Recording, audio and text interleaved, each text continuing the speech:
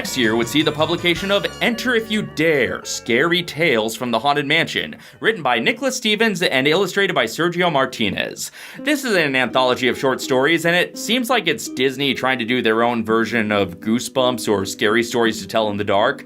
The same team also published one based on Pirates of the Caribbean, which I did not buy and have not read because it's not relevant to this video, but, maybe someday if the people demand it. But for now, let's read this book, starting with the foreword. Welcome, dear friend, to my humble homestead. Well, I guess that's more polite than foolish mortals. Sit right down, take a chair, and we'll see if you get to the end. Look, my attention span's not what it used to be, but I think I can make it through 75 pages. Our first story is called The Fortune Teller. It centers on two boys, an arrogant kid named Joe Lambert and a scared kid named Luis Rodriguez, who lose their football in the Haunted Mansion graveyard, and they encounter a strange figure. Allow me to introduce myself. I am Ezekiel. I work for Madame Blackheart, who just moved into the big house there. Hey, this book gave Leota a last name. Neat. Leota Blackheart, psychic at law. I gotta get myself a Disney Plus pitch meeting. Oh, Madame Blackheart doesn't just live there, said Ezekiel. She works there too. Madame is a seer, a fortune teller. Perhaps you boys would like to come inside and see what the future holds. So Joe pressures Louise into entering the mansion and meeting with Leota, and Ezekiel takes them inside. Just then, Ezekiel returned, smiling his ghastly smile. Madame Blackheart, we'll see you now. He led the boys into a cavernous parlor. Your cavernous parlor betrays an aura of foreboding. Sorry, couldn't resist. On the table sat a round object a little larger than a basketball. It was draped with black velvet. I'll bet that's a crystal ball, right? Joe asked Ezekiel. Ezekiel gazed at the covered object. There was something in his eyes, something wild and terrified. It is the source of all of Madame's power, he whispered. Oh, okay, so it's gonna be a twist that her head is in the ball. Probably would be a more effective twist if we didn't know this was based on the Haunted Mansion, but hey. So a human woman shows up with her head covered in a veil, sits down and lifts the cloth and looks into the crystal ball. I shall begin, Madame Blackheart said. Murmuring and swaying, she peered at the round object beneath the black cloth. One of you, she said suddenly, shall grow to be a man of wealth and prominence. That would be yours truly, Joe said, elbowing Luis. And the other? Madame Blackheart's voice rose, becoming thin and shrill like an icy wind. The other shall spend all of his days in an asylum for the hopelessly insane. Man, Goofus and Gallant is way more intense than I remember. So even Joe's a bit creeped out by this, to the point that he leaves his football behind and wants to go back for it the next night. That's my genuine autographed Joe Montana. I gotta get it back. My grandfather gave me that ball. Maybe you should use a less cherished ball to play catch with, period, let alone next to a haunted mansion. So the kids sneak into the mansion, Joe gets his ball, but temptation overtakes him and he looks inside the crystal ball to see a woman's living head. Who could have seen this coming? Madame Blackheart's body shows up, takes off the veil, and reveals no head, just a bloody stump. In his fear, Joe knocks over the table, shatters the glass ball, and scrambles to leave with his football, but he accidentally grabs the lifeless woman's head instead. So, this Haunted Mansion book kills off Madame Leota for reals in the first chapter. Bold. Later, Louise passes the mansion and sees the freshly dug graves for both Madame Blackheart's body and her head with the new headstone. I'll give it this. I don't know how good a Haunted Mansion story it is, but it's a much better Twilight Zone episode than Tower of Terror. Chapter 2 is The Face in the Mirror, where Sarah Janeway keeps seeing a scary ghost over her shoulder in her reflection, and keeps seeing her own reflection become deformed. She goes to the stable to ride her horse, and discovers a photo of the man who's been haunting her. It's Jake McKeith, who built the stable 100 years ago. Yep, old Jake had a colorful life. Miss Shea said. Fought in the Civil War, then bought this place. Which side did he fight on? Is this set in New Orleans Square or Liberty Square? It's a pretty important question. He's buried in the cemetery in that old abandoned mansion beyond the riding trails. You know, the place over by Sedgwick Park. I assume Sedgwick Park is what the locals call Tom Sawyer's Island. Why is Jake buried there? Sarah asked. Story goes that he was in love with the widow of the mansion's original owner.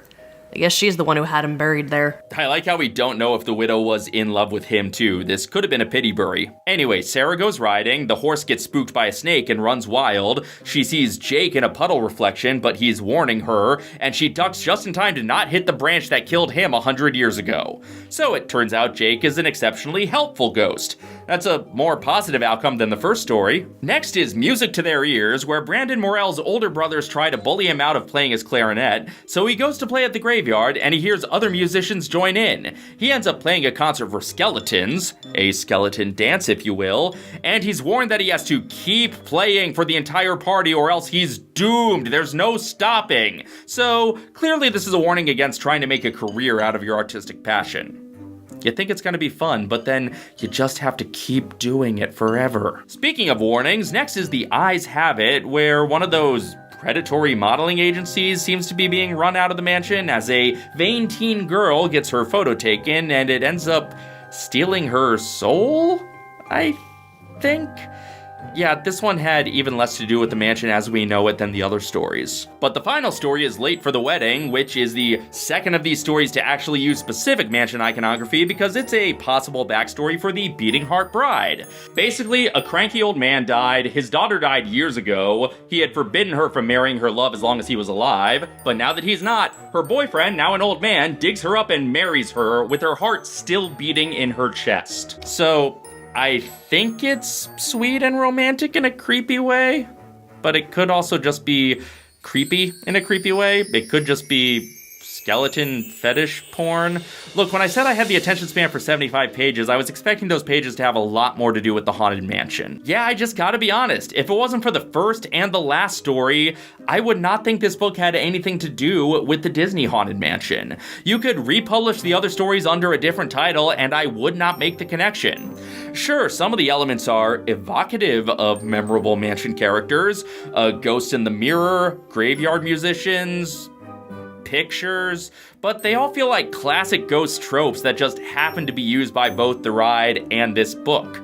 But it is a decent tonal adaptation of the mansion, embracing spookiness and a little bit of silliness, and I can imagine that a young person might have an interest in horror awakened by this book the exact same way they'd have it awakened by the ride. If you like children's horror, it's worth a read, just don't expect that much mansion specificity from this book. Then 3 years later, we get another story set at Disneyland, as the mansion features into the final book in the Kingdom Keeper series, The Insider, released April 1st, 2014. The Kingdom Keeper series is another thing that I was aware of, but never actually read myself.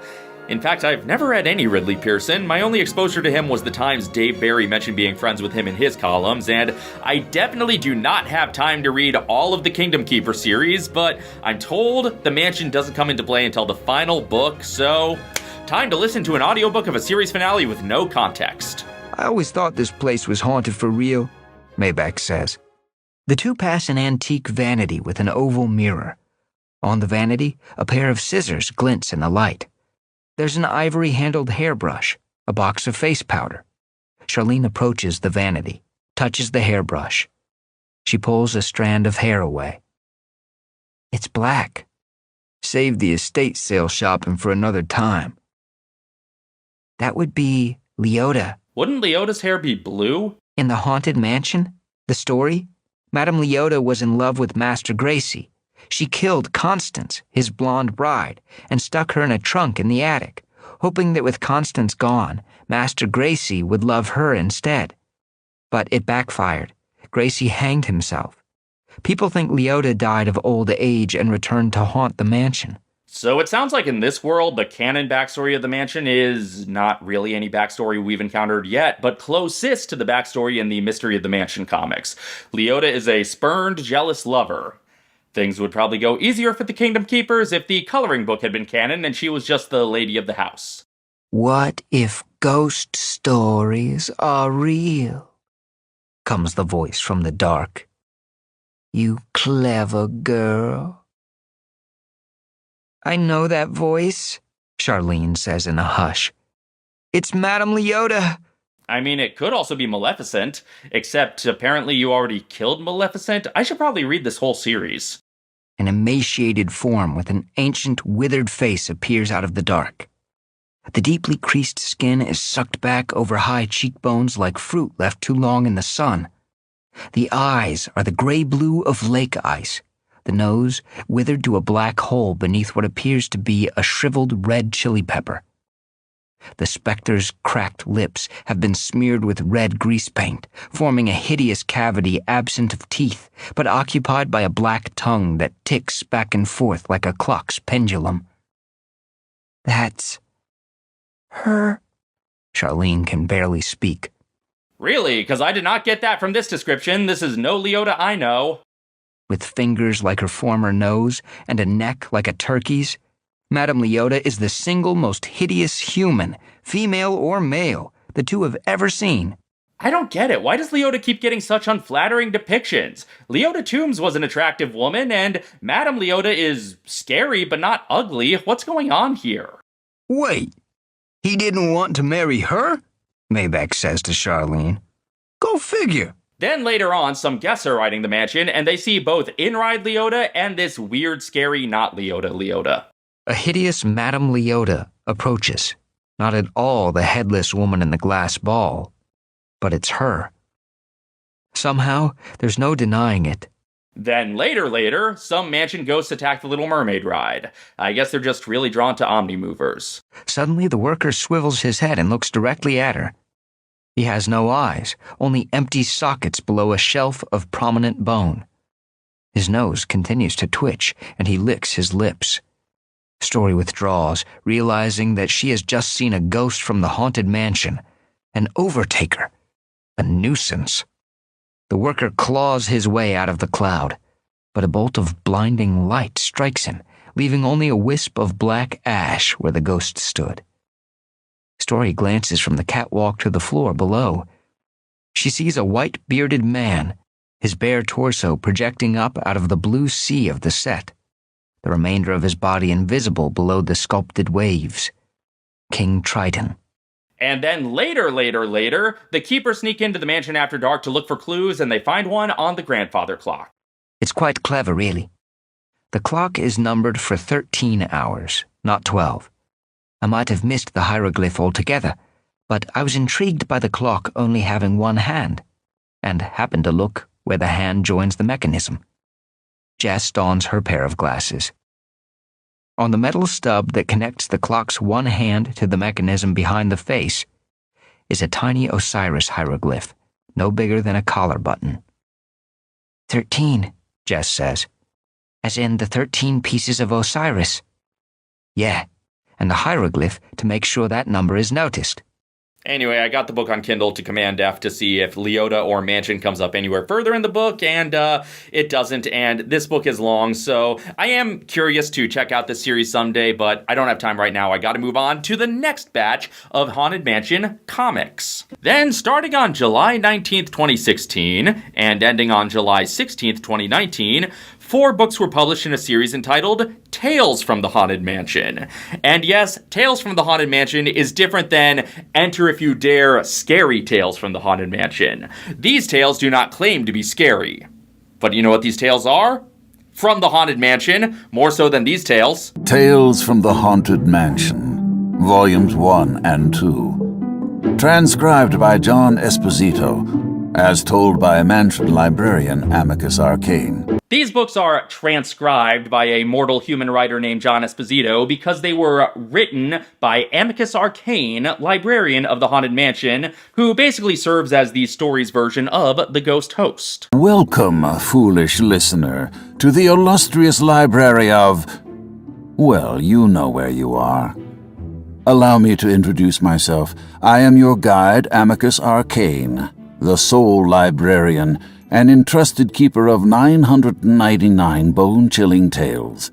The first book is called The Fearsome Foursome, about a group of kids named Tim, Willa, Noah, and Steve, who bond over their love of scary stories, and they receive a mysterious invitation to the mansion. So they gathered after dark, carting standard storytelling paraphernalia, flashlights, marshmallows, and blankets, and made their way to the unwelcoming wrought iron gate of a sprawling estate. As a mansion adaptation, I knew I was in good hands when we got the first description of the mansion itself, which not only homages the attraction's blend of disparate styles, but finds an in-narrative reason to resemble both coast mansions and reference a foreign spin-off.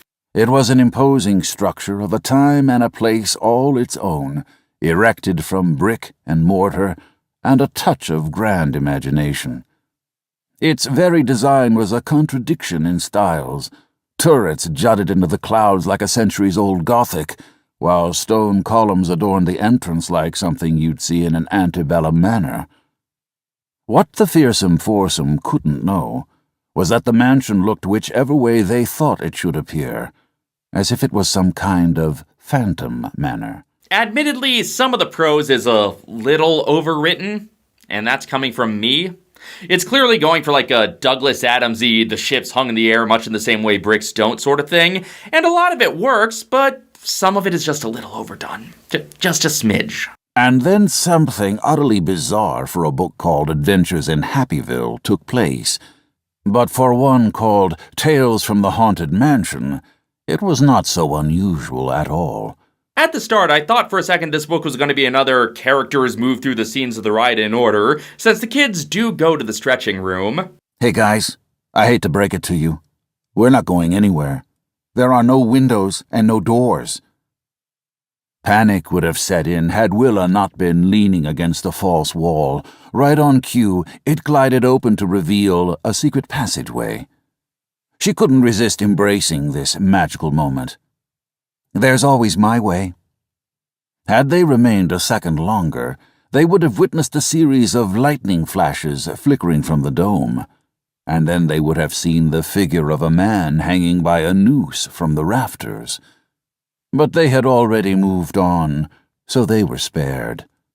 Unlike you, foolish listener. But then they get to the library, and the meat of the book begins. The librarian, Amicus Arcane, reads all the kids' scary stories about them. Master Timothy, continued the librarian, are you ready to hear your tale? What do you mean, my tale? The first story is all about you, and that remarkable old glove you found. Tim's story, Lonigan's Glove, is about his love of baseball, and the time he took the glove of the legendary Lefty Lonigan, a glove that comes with its share of curses. Willa's story, Witchbone, is about her making a wish to bring her dead guinea pig back to life, with dire results. Noah's story, Sea Creatures, is about him mail-ordering some instant sea monsters to prank his awful stepdad, and it goes too far. And Steve's story, The Dare, is about a series of escalating dares that also go too far. Now, like the earlier book, the first three stories aren't that mansion-specific, although they pepper in plenty of Disneyland references. Tim found himself standing on a ball field. He located the scoreboard over the right field wall. He could make out some lettering faded from the sun. No, it couldn't be. It wasn't possible. The date said July 17th, 1955. Quick, get to Anaheim so you can stop that one girl from having to make out with Bob Cummings. The dares were usually pretty harmless. So far, no one had gotten into any real trouble, although Andy Kenderson did receive an in-school suspension for picking his nose while placing his lunch order. Andy Kenderson. That one took me a second. Nice reference to Ken Anderson there.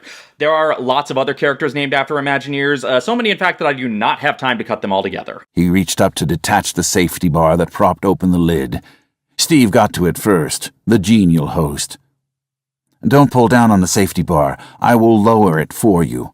Yeah, the final story starts with just references like the first three, but then when Steve gets to the graveyard at night, that's when we're firmly in mansion-y territory. To compensate, he switched his cell to night vision mode. Moving it back and forth, he picked up an image. There were three dudes hunched together by the side of the road. Hitchhikers in old-fashioned attire, thumbing for a lift. An unnatural glow pulsated around them. Probably a camera defect or a lens flare. Steve couldn't tell which. But when he glanced up to see them live, the hitchhikers were gone. They must have found a ride. Good for them. Even before that last story got more mansion-y, I found myself more accepting of the disparate ghost stories of this book than I did of the earlier book, because this one started with such a mansion-y framing device. That went a long way to selling me on whatever the book wanted to throw at me. At the end of the book, the truth is revealed. These stories are all real, but these children have forgotten. They are the newest residents in the mansion, and they go from scared to excited. Their ethereal forms took flight, joining the other spirits in their midst. Music swept in from beyond the bookshelves. The party was just getting started, and Willa so wanted to join in. "Let's go, Timbo. Take me dancing." She took Tim's hand and floated through the wall in search of the ballroom. A moment later, the rest of Tim's parts followed. The book series continues in a similar format. Each book features someone coming in contact with the mansion and hearing ghost stories before learning some sort of a truth. Some of these ghost stories are backstories of specific mansion residents, others are stories of ghosts we don't necessarily know, but they all feel like part of the same world, not only as the mansion, but as each other. Very unhappy returns. Why have you come back? The second book is called Midnight at Madame Leota's, and unfortunately, despite being the title character, Leota only has a cameo toward the end. The middle-aged medium in the speckled bandana and matching peasant dress called forth spirits from the netherworld, or so she claimed. "Spirit, present thyself," commanded Madame Harriet. "What? You were expecting someone else?" "Patience, foolish listener. It's not yet midnight." The main character of Book 2 is actually Willa's brother, William, now a renowned skeptic, spending his life disproving the supernatural, but secretly hoping to find proof of it so he can talk to his sister one last time. In his searching, he finds the mansion, and Amicus tells him some stories. The librarian reached for a book on the highest shelf. It floated down to his hand, Volume 2 engraved on its spine. "What are you doing?" William asked. "Selecting a tale." The librarian sank into the high-backed velvet chair and opened the old tome. The first story in this book is set at a carnival, and it features a pretty girl named Jane and her jealous friend Connie. Is Connie Constance Hatchaway? No, she's not. Constance Hatchaway makes a cameo later in this book, but also the ghost of Connie shows up separately, so no, Connie is not Constance. I do like these books, but I guess they had to keep at least one piece of the Haunted Mansion adaptation's legacy of unnecessarily confusing elements. Jane wished only the best for Connie, and Connie wished only the best for Jane. The best demise, that is. It would be perfectly acceptable if Connie's best friend croaked suddenly. Jane was far too gifted, too pretty, too well-liked to live. But being Jane's best friend, Connie sincerely wished Jane's premature departure would be a painless one. Connie and Jane are riding a cheap spook house that bears some resemblance to the mansion attraction, but with what sounds like an 80th of the budget, and Connie decides to make Jane think she's going insane. "It was the mirrors, Janie girl." "What mirrors?" "The mirrors. 100,000 reminders of who I had become." And for a split second, Connie sounded like her old self again. "Had become? What are you talking about? You're Connie." "No, Jane." The other voice was back, whispering, hissing, declaring, "I'm the ugly one." Okay, I need a Teen Girl Squad overlay for the Haunted Mansion right now. The 4 Gregs are Constance's murdered husbands. "You're wasting my time, Mr. Arcane. That story had nothing to do with Madame Leota." "Patience, Master William. All will be revealed. In time." "I'm ready now." "In time," repeated the librarian. The next story involves a kid named Ernie having to learn about his family history to prep for a school cultural festival. A banner featuring that year's International Day theme, "It's a Small World," hung from the gymnasium bleachers. "You can add the 'after all' part if you like. You know you want to. Ernie was a quarter Romanian on his father's side, so Romania it was, which struck him as a total bummer. Team France was building an Eiffel Tower out of matchsticks. Team China the Great Wall of papier-mâché. Claudia Coates over at Team Caribbean claimed she hailed from pirate stock. In a single sentence, a Claude Coates reference and a Pirates of the Caribbean reference. This author really knows how to squeeze the fan service in. But Romania? What in the world are they famous for? Transylvania, idiot, shouted Vicky Van Sloan from Team Holland. And vampires. I thought vampires lived in the Pacific Northwest. An official Haunted Mansion adaptation made a Twilight joke. What a time to be alive. Ernie crawled along creaky floorboards, passing holiday decorations, until he came upon the wooden crate exactly where he remembered it to be. As far as he could tell, the crate contained nothing of value, just some outdated evening wear, a suit and a cloak, along with a smattering of gray dust at the bottom. But Ernie accidentally brings a vampire back to life. I saw something. Calm down. No, you don't understand. I saw a man climb down the side of the house. He had hands like a lizard and wings like a bat. Because it's midnight! I don't know why this is the book that's bringing out all the Homestar references. I'm not interested in vampires. I only want to hear from a ghost.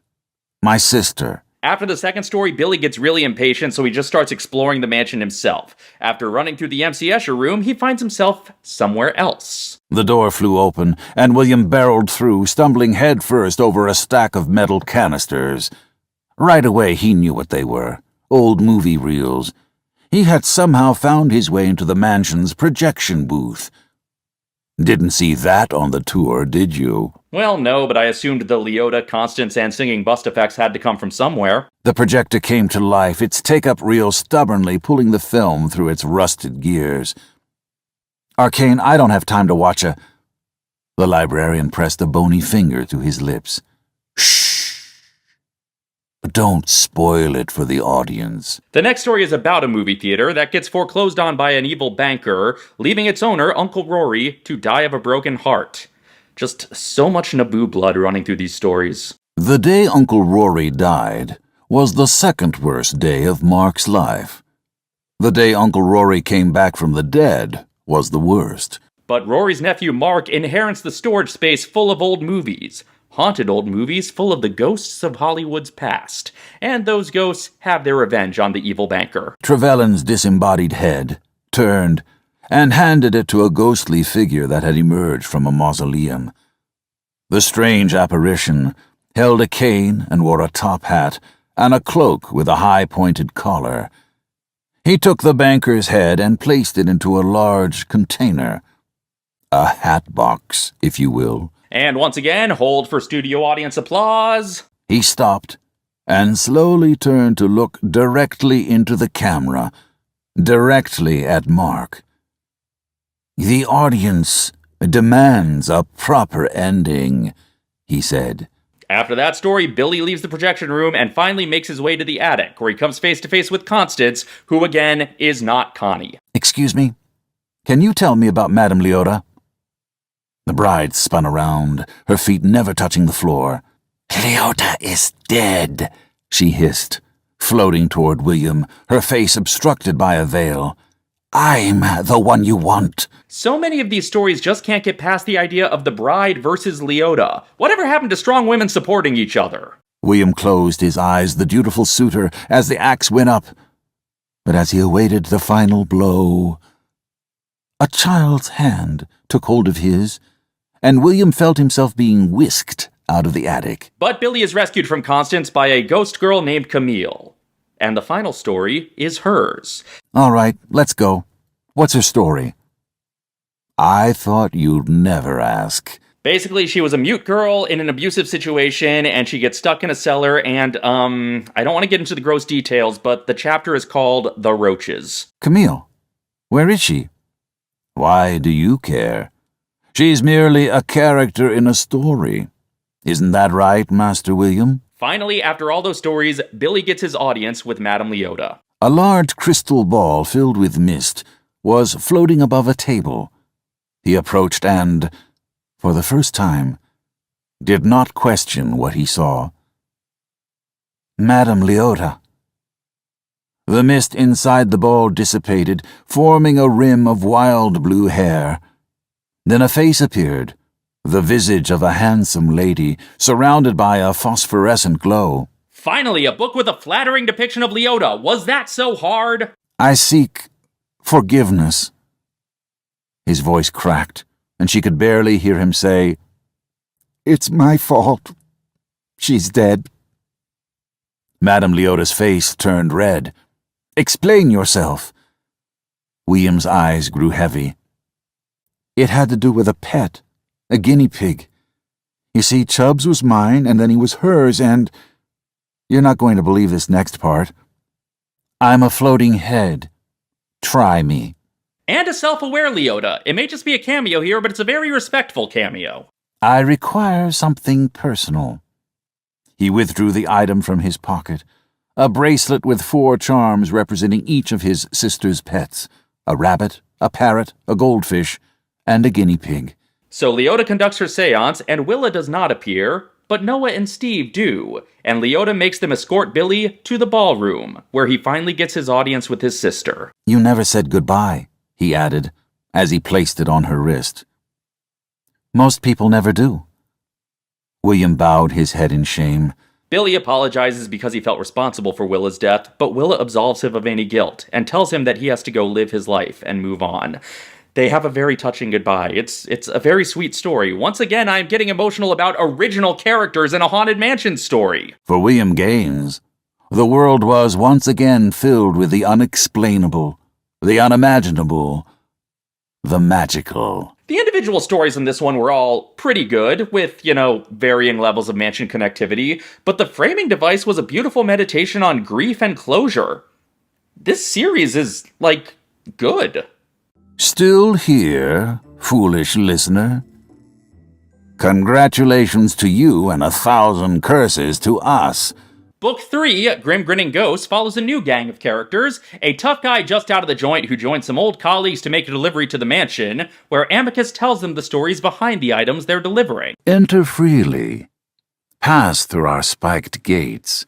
Hear the cry of the raven, and roam our cavernous corridors, where doors breathe and walls have eyes, where the things that haunt your dreams are real, and death is only the beginning. Are they referencing Universal rides now? For when the sun goes down, the true nature of the mansion is revealed. The bit of backstory in this book does acknowledge the span of backstories given to the mansion over the years, but it establishes that they don't matter. Its precise history remains a mystery, concealed by fiction, contradicted by fact, one of the few glorious enigmas remaining in a world obsessed with origin stories. That's the way to do it, if you ask me. It's not about the how or the why of the mansion, it's just about the stories of the individual ghosts. There are some who claim it began as the residence of a certain Lord Gracie, heir to the Gracie fortune, who died under unusual circumstances. His body was discovered hanging under a skylight in the main foyer. Others cling to the tale of a merciless sea captain whose treasures remain hidden within the mansion's walls, along with the body of his late wife. Still others suggest the mansion was designed by a mad genius for the sole purpose of transforming it into a deadly amusement park. Nobody would believe that this was in an amusement park. The librarian lowered himself into an antique chair, like he was lowering himself into the grave, and he reached for a hardcover book that had been waiting for him on a music stand. Strange Musicality is about a piano, and more specifically, a piano teacher. The sonata he'd taken credit for had actually been composed by someone else, someone who could no longer defend herself. We'll see about that. Basically, a young musical prodigy is getting acclaim for his original composition, and he's not telling anyone that he stole it from the dead music teacher, but he thinks he's getting away scot-free until he starts to hear the tune everywhere, in a very Telltale Heart sort of way, but, with actual confirmed supernatural elements and not just guilt. Amicus stopped by the head of the sarcophagus, where he knocked 3 times with his free hand. It's tea time. Some Tea with the Mummy is, as far as I can tell, not a reference to Tony's old show, but it is, as the name suggests, the backstory of the tea-drinking mummy and the tea brand he was once a mascot for. It came in 3 fabulous flavors, original blend, Earl Grey, and bountiful boysenberry. Okay, the Revenge of the Mummy quote might have been coincidence, but that had to be a Knott's tribute. We've officially moved beyond just Disney park references. According to the packaging, Tusk's tasty Tanis tea was derived from the ancient Tanis plant, thought to be extinct until an expedition uncovered a remarkably virile specimen under the sands of Egypt. This centers on a cultural grave robber named Colonel Bartholomew Tusk, who has convinced himself that he doesn't have that evil a relationship with the cultures he explores. The colonel hadn't hurt anyone. He was a mostly honest businessman, and Tanis tea had raked in an honest fortune fair and square. If it hadn't been Tusk, it would have been one of his competitors, Lord Henry Mystic, perhaps. Okay, and now we've officially referenced all the mansion-adjacent attractions that aren't actually the mansion. There is a curse, explained the foreman. A most terrible curse. Colonel Tusk tisk-tisked the idea. Curses generally are terrible, that is. That's what makes them curses. Tusk raids Prince Amonmose's grave despite a high priest's warning to leave the tomb alone. In the tomb, Tusk finds all these Tanis leaves, and true to Western explorers' ability to make money off of things that aren't theirs, he turns the leaves into a tea brand. What he doesn't know is that the tea can bring the mummy back to life, and things do not end well for him. The librarian opened the book and, with Marge and Pasquale his unwitting audience, began to read our third and final tale. And the door that breathes is the backstory of, as you would expect, the breathing door, and it might be the saddest story in the entire series. The door is made of wood that was cut down from a sacred tree that a young witch died trying to protect, and the witch's soul is in the door, and that's why it's breathing. And you disrespect it by calling it big-ass termites, Eddie? The breathing door was back where it belonged, inside the narrow corridor next to others of its kind. I'll be honest, I didn't enjoy the framing device of this one quite as much as I did of the first two. I just didn't really latch onto any of the characters this time around the way I did with the Fearsome Foursome and with Billy, but all the individual stories in this one are great. I love them all as backstories for mansion residents. "We want to leave," shouted Marge at the top of her lungs. "But you can't leave," replied the librarian. "Not without this." He slid his gloved hand into his jacket. Marge and Pasquale backed away, holding hands, anticipating the horror. What was he reaching for? The librarian removed a musty old billfold from his inside pocket. He opened it and began counting out money. "Your final payment." Book 4 was published specifically for the Haunted Mansion's 50th anniversary. The party began on August 9th, 1969. I'm not sure what the in-universe significance of that date is, since I'm pretty sure the mansion in-world has been around longer than that, but maybe the ghosts were just hovering elsewhere and then made their way to the mansion on that date. The frame story here is about Prudence Pock, a name known from the Haunted Mansion Q. Prudence Pock is in an asylum where Dr. Ackerman checks in on her, and instead of Amicus, it's Prudence telling stories to Dr. Ackerman this time. First, we get a little story about the first time she went to the Haunted Mansion. She had visited Route 13 many times in the past. What respectable ghost writer hadn't? Her first time was when she was doing research for a story on those legendary hitchhiking ghosts, one of whom was a distant relation. Okay, so I'm guessing that line is because Phineas Pock is another name that comes up in the various mansion graveyards, and one of the hitchhiking ghosts is said to be named Phineas. So this book seems to be purporting that no matter what last name the comics gave him, that hitchhiking ghost is Phineas Pock, relative of Prudence Pock. I think that's what's going on here, but either way, I love that even the text of this book continues the mansion's history of providing a playground for fan theories. Instead, Prudence found herself looking into the eyes of a granite angel perched on a pedestal, its wings expanded, its hair seeming to change colors in the moonlight. In the mansion, Prudence meets the ghosts of the Fearsome Foursome, who had inspired her most successful books. "Thanks for keeping our stories alive," said Tim, the one wearing a baseball uniform. "I really like the movie version," added Noah, the chubby one. "Part 1, not so much the other ones." "That kid that got to play me was lame, chimed in Steve, the handsome one.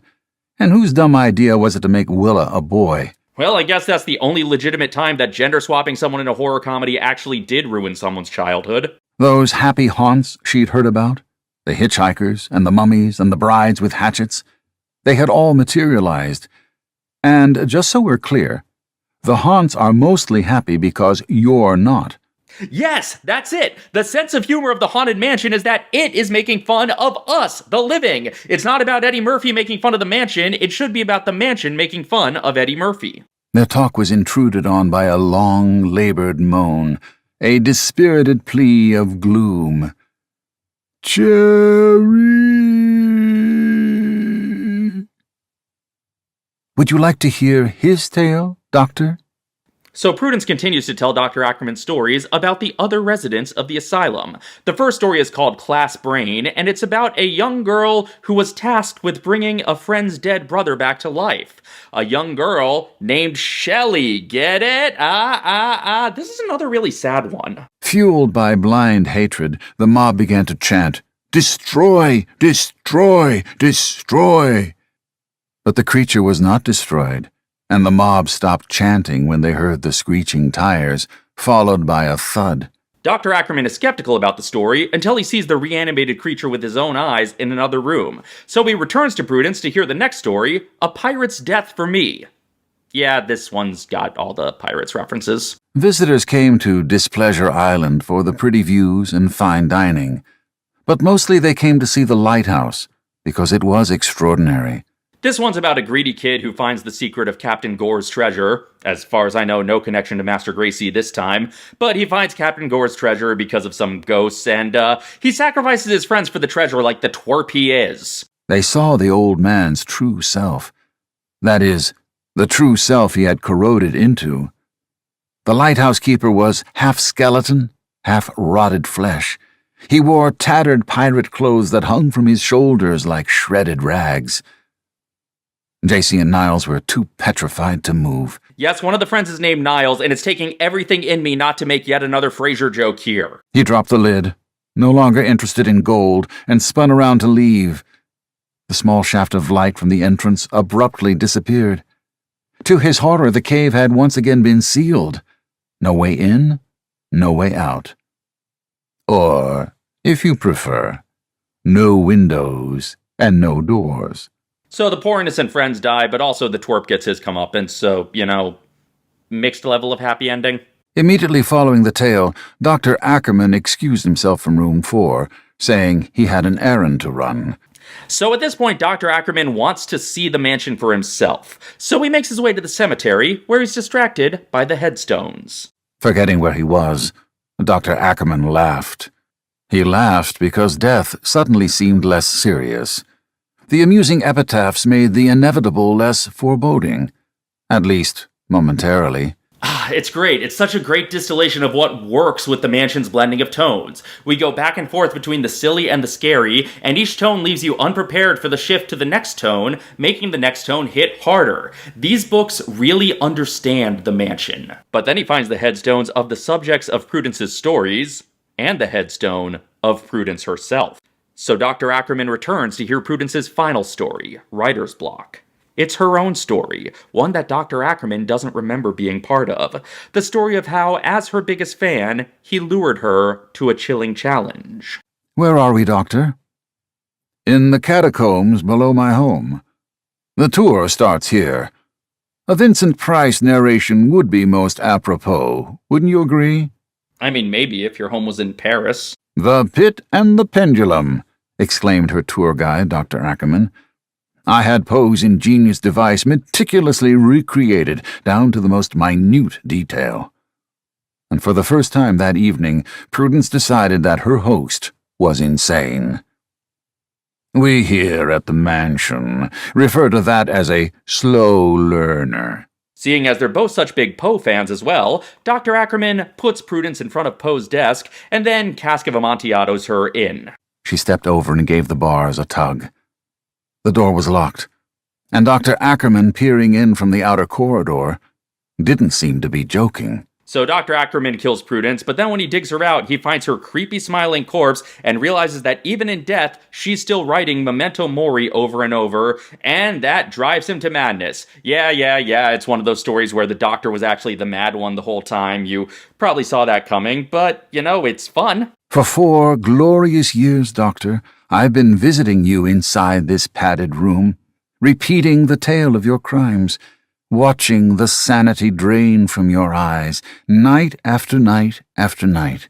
I'm not going to spoil the very end of the book, but the denouement has a nice bit of full circleness for the entire series of books. A series that I ended up enjoying way more than I expected to. You know, it's like young adult horror fiction. I thought, yeah, these might be cute, but these were really fun, with a nice mythology all its own, piggybacking off of the Mansion lore in just a fun, creative way. I really liked these books, and I highly recommend them for any Mansion fan. You should pick them up and flip through them because, you know, the text is great, the illustrations are great, but you should also listen to the audiobook because the narration's also great. Just however you want to consume these books, do it as soon as you can because, yeah, these books are great. So hurry back, we would like your company.